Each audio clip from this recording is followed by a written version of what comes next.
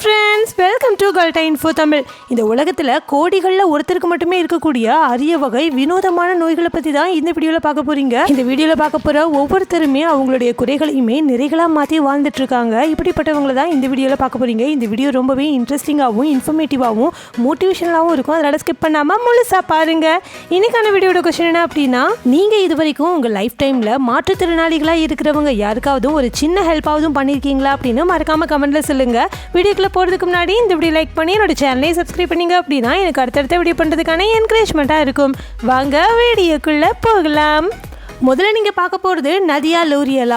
29 வயசாகிற இவங்களுக்கு பிறக்கும் போதே ஒரு ரேரான ஒக்கமிலியா அப்படிங்கிற ஒரு கண்டிஷன் இருந்திருக்கு. இந்த மாதிரியான ஒரு கண்டிஷன் இருக்கிற குழந்தைங்க பிறக்கும் போதே ஷார்ட்டான லிம்ஸ், அதாவது ஷார்ட்டான கை கால்களோட பிறக்கும். அப்படி இல்லைனா கைகளும் கால்களும் இல்லாமையே பிறக்குமா. நதியாவுக்கும் அந்த மாதிரி தான், 2 கைகளுமே கிடையாது, ஆனால் ஒரே ஒரு கால் மட்டும் இருக்கும். அந்த காலுமே மால்ஃபார்ம்டு லெக்ஸாக தான் இருக்கும், அதாவது குறைபாடு இருக்கக்கூடிய கால்களாக தான் இருந்திருக்கு. இந்த மாதிரியான கண்டிஷன் வரதுக்கான காரணமே குழந்தைங்க வயிற்றுல இருக்கும்போது அந்த குழந்தையுடைய அம்மாவுக்கு ஏதாவது கெமிக்கல் சப்ஸ்டன்ஸ்னால பாதிப்பு ஏற்பட்டிருக்கும். அதனால தான் வயிற்றுக்குள்ள இருக்கிற குழந்தைங்களுக்கும் இந்த மாதிரியான இன்ஹெரிட்டட் கண்டிஷன் ஏற்படுது. இதுக்கு இதுவரைக்கும் எந்த ஒரு மருந்துமே கண்டுபிடிக்கல.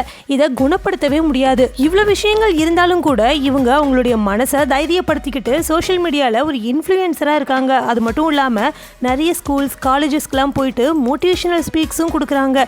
இவங்களுடைய ஸ்டோரியை கேட்டு இவங்க கொடுக்குற மோட்டிவேஷனல் ஸ்பீச் எல்லாம் கேட்டு நிறைய பேர் இன்ஸ்பயர் கூட ஆயிருக்காங்க. இப்படிப்பட்ட பிரச்சனைகள் இருந்தாலும் கூட தன்னுடைய வேலைகளை செஞ்சுக்கிறதுக்கு மற்றவங்களுடைய உதவியை நாடக்கூடாது அப்படிங்கிறதுக்காக அவங்க செயற்கை கால்கள் பொறுத்துக்கிட்டு அவங்களே இப்போ நடக்கவும் ஆரம்பிச்சிருக்காங்க. இவங்க இப்போ வாழ்ந்துட்டு இருக்கிற இடம் இட்டாலி.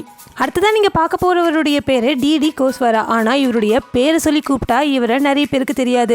ஆனால் இவரை ட்ரீ மேன் அப்படின்னு சொன்னால் எல்லாருக்குமே தெரியும். ஏன்னா அவருடைய உடம்பை பாருங்களேன், மரத்தினுடைய பட்டைகள் வளர்ந்த மாதிரி அவருடைய உடம்புல எல்லா பக்கமும் பரவி இருக்கு. இவர் இந்தோனேஷியாவை சேர்ந்தவர். இந்த மாதிரி மரப்பட்டைகள் மாதிரி இவருடைய உடம்பு முழுக்க பரவி இருக்கிறதுனால தான் இவருக்கு ட்ரீ மேன் அப்படிங்கிற பேரே வந்திருக்கு. இது ஒரு ஜெனட்டிக்கல் டிசார்டர் தான். இந்த கண்டிஷனுக்கு பேர் எபிடெர்மா டிஸ்பிளேசியா அப்படின்னு சொல்கிறாங்க. இந்த கண்டிஷன்னால இவருடைய உடம்பு முழுக்க மரப்பட்டைகள் மாதிரி ஏதோ வினோதமான ஒரு விஷயம் வளர்ந்துகிட்டே போகுமா. இதனால இவருக்கு அப்பியரன்ஸ் மட்டும் இல்ல, அவருடைய ஹெல்த்லயுமே நிறைய பிரச்சனைகள் ஏற்படுது. டே டு டே லைஃப்ல நம்ம தினமும் பண்ணக்கூடிய நார்மலான விஷயங்களை கூட இவரால் பண்ண முடியாம போயிடுச்சு. இது ரொம்ப ரொம்ப ரேர் கண்டிஷன் தான். சன்லைட் அதிகமா படுற இடங்களான கைகள், கால்கள், முகம் இந்த மாதிரி இடத்துலலாம் இது அதிகமா தீவிரமா பரவுமா.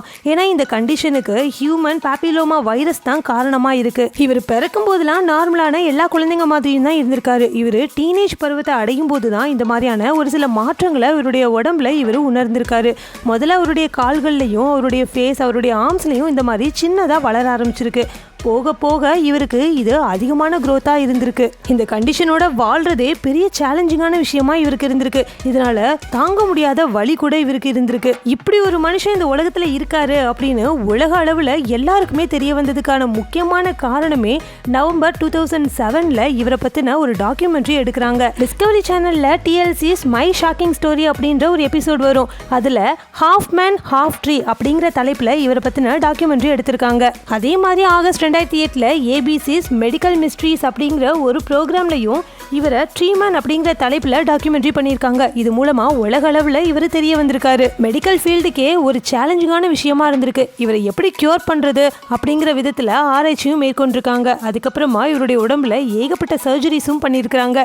ஆகஸ்ட் 2008 கிட்டத்தட்ட இவருடைய உடம்புல 9 ஆப்ரேஷன்ஸ் பண்ணி இந்த மாதிரி 6 kg வரைக்கும் இவருடைய உடம்புல வளர்ந்த இந்த ட்ரங்கை ரிமூவ் பண்ணியிருக்காங்க. இதனால இவருடைய ஹெல்த் கூட இம்ப்ரூவ் ஆகியிருக்கு. இந்த கண்டிஷனை பெர்மனண்டாக கியூர் பண்ண முடியாது. ஆப்ரேஷன் பண்ணி இதை ரிமூவ் பண்ணால் கூட திரும்பவும் வளர்றதுக்கு வாய்ப்பு இருக்கு. இது டெம்பரரி சொல்யூஷன் தான். இவருடைய உடம்பையும் ஹெல்த்தையும் நல்லபடியாக மெயின்டைன் பண்ணணும் அப்படின்னா ஒரு வருஷத்தில் 2 தடவை சர்ஜரி பண்ணிட்டே இருக்கணுமாங்க. இவர் Jan 30, 2016 அவருடைய 44 வயசுல இறந்தும் போயிருக்காரு. இந்த கண்டிஷனால திடீர்னு அவருடைய உடம்புல ஏற்பட்ட ஒரு சில மாற்றங்கள், ஒரு சில பாதிப்புகள்னால தான் அவர் உயிர் போயிருக்கு. அடுத்ததான் நீங்கள் பார்க்க போகிறது ராஜேஸ்வரி அப்படிங்கிற இந்த சின்ன பொண்ணு தாங்க. இந்த சின்ன பொண்ணுக்கு அவருடைய உடம்பு முழுக்க பாருங்களேன் ஸ்டோன் மாதிரியான ஸ்கின் இருக்கும். இதுவுமே ரொம்ப ரொம்ப ரேரான ஒரு ஸ்கின் கண்டிஷன் தான். இதை சிவியர் அயோசிஸ் ஜெனட்டிக் ஸ்கின் டிசார்டர் அப்படின்னு சொல்கிறாங்க. இந்த மாதிரியான ஒரு டிசார்டர் இருந்ததுன்னா அவங்களுடைய உடம்பு முழுக்க மீன்களுடைய செதில்கள் இருக்கும் தெரியுமா, அந்த மாதிரி ஸ்கேலி அமைப்புலையும் ஸ்கின் முழுவதுமாக ட்ரையாகவும் ரொம்ப டைட்டாகவும் மாறிடுமா. இது இவங்களுடைய அப்பியரன்ஸை மட்டும் சேஞ்ச் பண்ணுறது கிடையாது, இதனால இவங்களுக்கு நிறைய ஹெல்த் இஷ்யூஸ் கூட வரும். ஸ்கின் டைட் ஆகி ட்ரை ஆகுறதுனால அவங்களுடைய ஸ்கின்ல கிராக்ஸ் விழுறதுக்கு வாய்ப்பு இருக்குது. இந்த மாதிரி கிராக்ஸ் விழும்போது அவங்களுக்கு ரொம்பவே பெயின்ஃபுல்லாக இருக்கும், தாங்கவே முடியாத வலி ஏற்படும். இதனால் இவங்க டே டு டே லைஃப்பில் சின்ன சின்ன விஷயங்கள் பண்ணுவாங்க தெரியுமா, அது கூட பண்ண முடியாது. குளிக்கிறது, பல் விளக்குறது, சிரிக்கிறது கூட அவங்களால பண்ண முடியாது. ஒரு 4 ஸ்டெப் எடுத்து நடந்து கூட அவங்களால போக முடியாது. அந்தளவுக்கு ஸ்கின் டைட்டாக இருக்குமா. ஒரு சின்ன மூமெண்ட் பண்ணாலும் அவங்களுடைய ஸ்கின்ல கிராக்ஸ் விழுந்துருமா. இந்த கண்டிஷனை முழுமையாக குணப்படுத்தவே முடியாது, ஆனால் டெம்பரரி சொல்யூஷன் கொடுக்க முடியும்.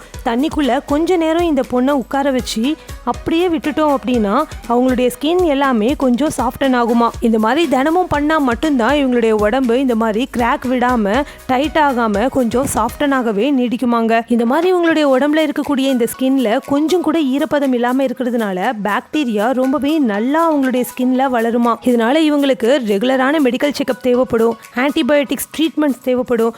சில சமயம் ஹாஸ்பிட்டலில் அட்மிட் ஆகி கூட அவங்களுக்கு ட்ரீட்மெண்ட் பார்க்குற மாதிரி ஆகும். ஆனால் இந்த காஸ்ட் எல்லாமே ரொம்ப எக்ஸ்பென்சிவாக இருக்குமா. இந்த மாதிரியான நோய் இருக்கிறவங்களுக்கான மாய்ஸ்சரைசர் க்ரீம் கூட ரொம்ப ரொம்ப காஸ்ட்லியாக இருக்குமாங்க. ஆனாலும் நம்பிக்கையை விடாமல் இவங்களும் இவங்களுடைய அம்மாவும் டெம்பரரி சொல்யூஷன்னாலும் பரவாயில்ல அப்படின்னு சொல்லிட்டு வாழ்ந்துட்டுருக்குறாங்க, நம்பிக்கையோடு வாழ்ந்துட்டுருக்குறாங்க. இவங்களை எப்படி கம்ப்ளீட்டாக குணப்படுத்துறது அப்படின்னு சொல்லிட்டு ரிசர்ச் கூட போயிட்டு தான் இருக்குது. கண்டிப்பாக ஃப்யூச்சரில் இதுக்கு ஒரு நல்ல ட்ரீட்மெண்ட் கொடுத்து இதை குணப்படுத்த முடியும் அப்படிங்கிற ஒரு நம்பிக்கையும் டாக்டர்ஸ் கொடுத்துருக்காங்க. நம்ம எல்லாருமே இந்த பொண்ணுக்காக ப்ரே பண்ணிக்கலாம், இவங்க சீக்கிரமே குணமாகணும்னு சொல்லிட்டு. அடுத்ததான் நீங்கள் பார்க்க போகிறது வின்னி ஹார்லோ. இவங்களை பார்த்த உடனே கண்டுபிடிச்சிருப்பீங்க, இவங்க விட்டிலிகோ அப்படிங்கிற ஒரு வினோதமான நோயினால் பாதிக்கப்பட்டிருக்காங்க. இந்த கண்டிஷன்னால் இவங்களுடைய உடம்புல அங்கங்கே பேச்சஸாக ஸ்கின்னோடைய பிக்மெண்டேஷன் போயிருக்கும். அதாவது இவங்க மாநிலத்தில் இருந்தாங்க அப்படின்னா அங்கங்கே ஒயிட் பேச்சஸ் தெரியும். இவங்க 1994 ஜூலை 27 சாண்டல் பிரவுன் யங் அப்படிங்கிற இடத்துல தான் பிறந்திருக்காங்க. அதாவது கனடாவில் இருக்கக்கூடிய டொரண்டோ அப்படிங்கிற மாகாணத்தில் தான் பிறந்திருக்காங்க. இவங்க ஒரு மோட்டிவேஷனல் ஸ்பீக்கர், அது மட்டும் இல்லாமல் இவங்க ஒரு மாடலும் கூட. இவங்க அமெரிக்காவில் நடந்த 21st cycle of America's next model அப்படிங்கிற ஒரு நிகழ்ச்சியில் கலந்துக்கிட்டு இவங்க ஒரு சூப்பரான மாடலாகவும் ஃபேமாகவும் ஆகியிருக்காங்க. இந்த விட்டிலிகோ நோய்க்கான முக்கியமான காரணமே மெலனோசைட்ஸ் தான். பொதுவாக நம்மளுடைய உடம்புல இருக்கக்கூடிய ஸ்கின்ல இருக்கக்கூடிய செல்ஸ் எல்லாமே நம்மளுடைய ஸ்கின்ல இருக்கக்கூடிய பிக்மெண்ட் மெலனின்ஸை ப்ரொடியூஸ் பண்ணும். ஆனால் இந்த மெலனின்ஸ் எல்லாமே அழிஞ்சு போகும்போது தான் இந்த மாதிரியான ஒயிட் கலர் பேச்சஸ் உருவாகுது. இந்த ஒயிட் பேச்சஸ் நம்மளுடைய கைகள் கால்கள்னு எந்த இடத்துலனாலும் பரவி இருக்குமாங்க. நம்மளுடைய பாடியோடைய இம்யூனி சிஸ்டம் நம்மளுடைய ஓன் செல்ஸையே அட்டாக் பண்ணும்போது தான் இந்த விட்டிலிகோ அப்படிங்கிற வினோதமான நோய் உருவாகுதுன்னு சொல்லியிருக்காங்க. இந்த மாதிரியான நோய் ஒருத்தரை தாக்க போகுது அப்படிங்கிறதுக்கு முன்னாடியே இதை கண்டறிஞ்சு இதை தடுக்க முடியாதா அப்படின்னு கேட்டிங்கன்னா இது ஒரு அன்பிரடிக்டபிள். இது எப்போ வரும், யாருக்கு வரும் அப்படின்னு சொல்லவே முடியாதாங்க. இப்படிப்பட்ட ஒரு ரேரான கண்டிஷன் இருக்கிறதுனால இவங்களை எல்லாருமே சின்ன வயசுல இருந்து கேலி கிண்டல் பண்ணியிருக்காங்க. நீ பார்க்கறதுக்கு வரி குதிரை மாதிரி இருக்க, மாடு மாதிரி இருக்க அப்படின்லாம் சொல்லியிருக்காங்க. ஆனால் எல்லாத்தையுமே உடைச்செறிஞ்சு இவங்க ஃபேஷன் இண்டஸ்ட்ரியில் சூப்பராக கொடி கட்டி பறக்குறாங்களாம். இப்போ உங்க எல்லாருக்கும் பிடிச்ச செக்ஷன் வந்தாச்சு. அதாங்க உங்க கமெண்ட்ஸ்லாம் ரிப்ளை பண்ண போகிறோம். வாங்க நம்ம சப்ஸ்கிரைபர்ஸ் என்ன கமெண்ட்ஸ் பண்ணியிருக்காங்கன்னு பார்க்கலாம். உங்களுக்கு என்ன ஃபுட் சாப்பிட ரொம்ப ஆசை அப்படின்னு நான் ஒரு கொஸ்டின் கேட்டிருந்தேன் லாஸ்ட் வீடியோவில். அதுக்கு கேமப்ரியன் என்ன சொல்லியிருக்காங்கன்னா எனக்கு பீஸா சாப்பிட ஆசைன்னு சொல்லியிருக்காங்க. இதே மாதிரி உங்களுடைய கமெண்ட்டும் என்னோட வீடியோவில் இடம்பெறணும்னு நினச்சிங்கன்னா ஒவ்வொரு வீடியோலையும் நான் கேட்குற கேள்விக்கு நீங்கள் மறக்காம கமெண்ட்ல போயிட்டு பதில் சொல்லணும். எந்த பதில் எனக்கு ரொம்ப பிடிச்சிருக்குதோ அந்த பதில் எடுத்து நான் என்னோட வீடியோவில் சொல்லுவேன். இந்த வீடியோ ரொம்ப பிடிச்சிருந்தது அப்படின்னா இந்த வீடியோ லைக் பண்ணி உங்கள் ஃப்ரெண்ட்ஸ் அண்ட் ஃபேமிலிக்கும் ஷேர் பண்ணுங்கள். Thank you friends.